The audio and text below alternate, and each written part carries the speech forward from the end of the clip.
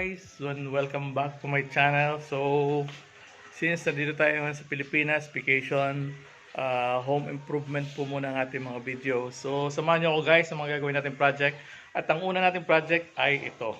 Lalagyan natin to ng railings dito. Yan, lalagyan natin siya ng railings. Sandali, ibaliktad ko lang guys ang camera para makita nyo, okay? So guys, ito yung project nating una. So lalagyan natin yan ng railings. So yan, ito. Lagyan natin ng railings yan. Ito ang ating unang project, DIY project. So samahan nyo ako guys kung paano natin gagawa ito ng railings. Update ko kayo rito. Actually nasukatan ko na yan.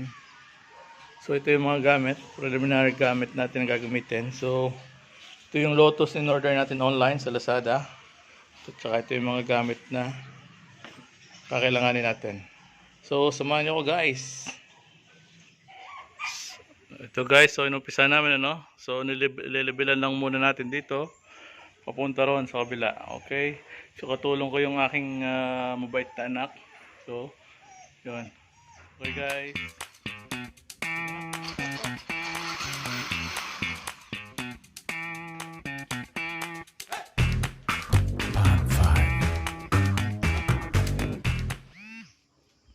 Okay guys, so ito yung update natin ano. So binutasan ko na ito at ang center post niya. So ito yung ginamit ko ay expansion bolt. So ito siya. Para mas matibay siya. Ayan, bali dalawang butas lang.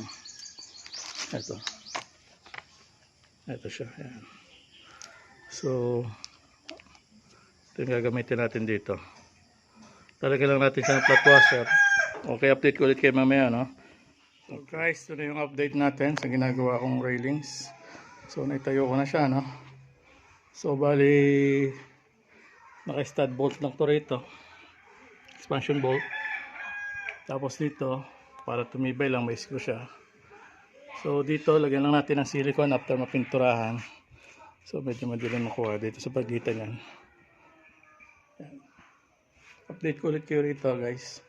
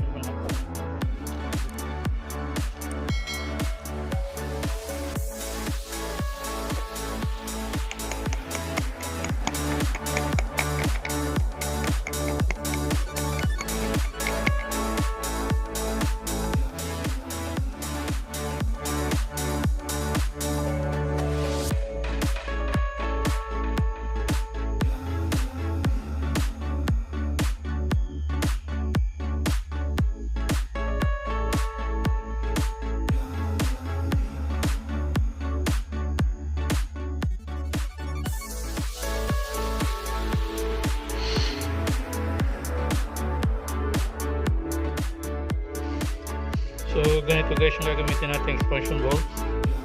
Ito 1/4 cut. Ikakabit natin dito.